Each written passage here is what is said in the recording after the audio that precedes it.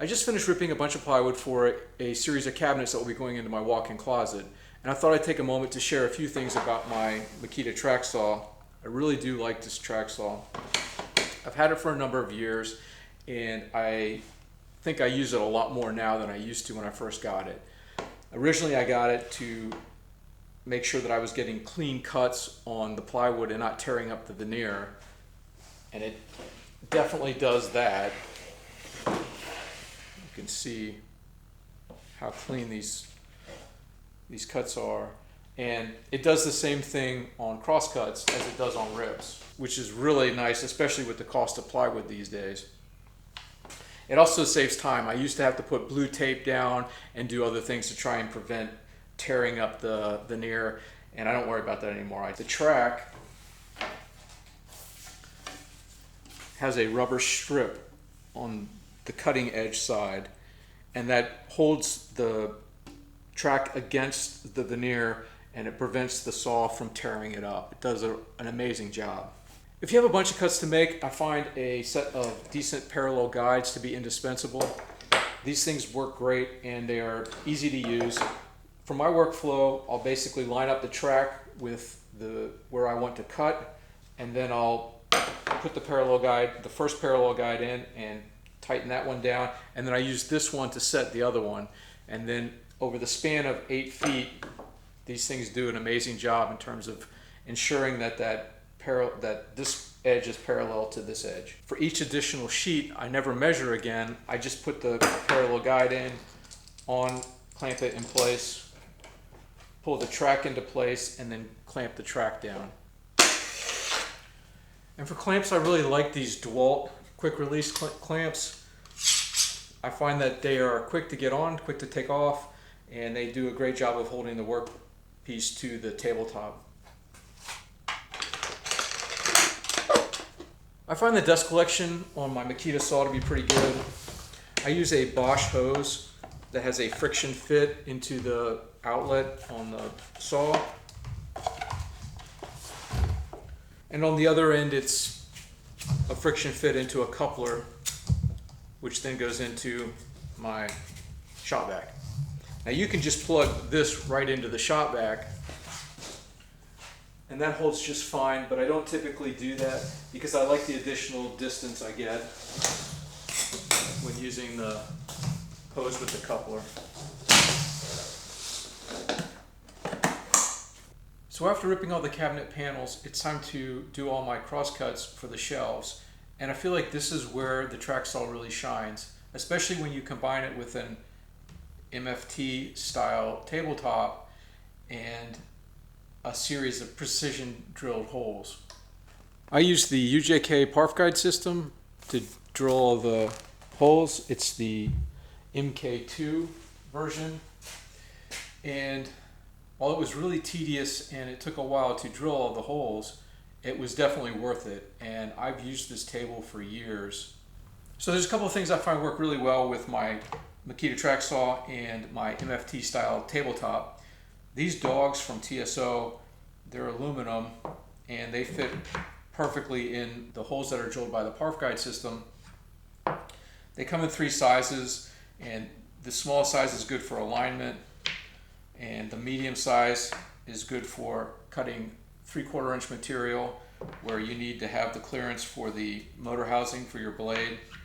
On a 3/4 inch sheet of plywood, the motor housing is going to hit the tall ones, so you don't have the clearance that you need, and that's the beauty of these medium ones. So I primarily use the medium ones and the small ones. I only use the tall ones when I'm cutting either multiple sheets or some kind of thicker material. I like these UJK spring clamps for holding my track to the dogs. You just slide them into the end of the rail,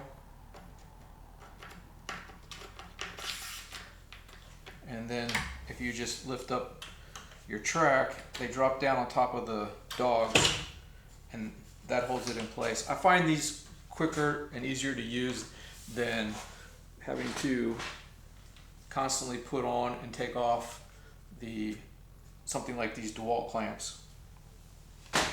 I always start by cutting a clean reference on a plywood sheet. I don't rely on the factory edge.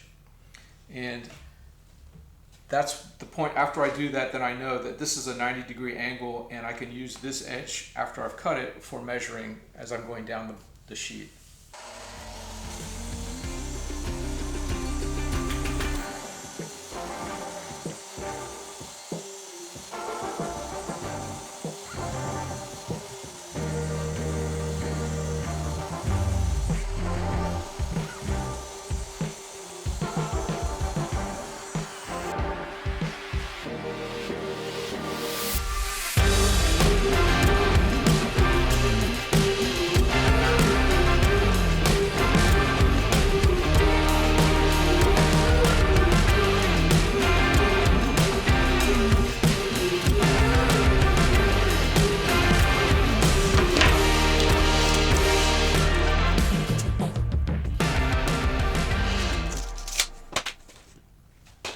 The nice thing about doing it this way is I only have to measure once. I establish this line, and then I'll go ahead and use my parallel guide to serve as an offset against the fence or the rail, and I'll just use that every single additional time, and I know they'll all be the same. So it cuts down on having to measure, mark, and then line up.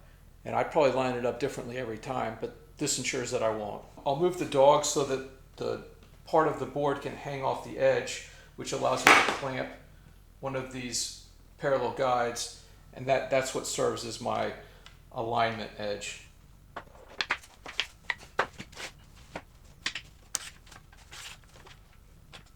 So I just have to get this rail aligned to my pencil mark, and once I've done that and I've made sure that this side of the plywood is lined up against my dog's,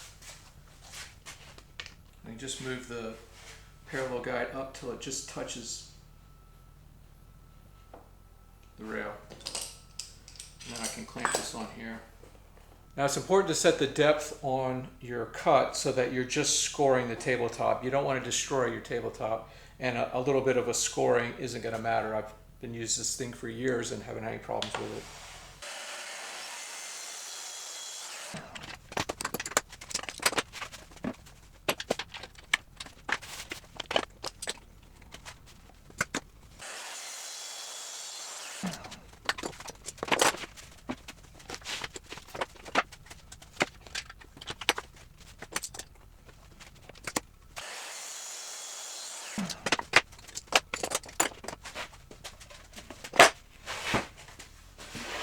Now these are exactly the same width thanks to the parallel guide, and they're both 90 degrees.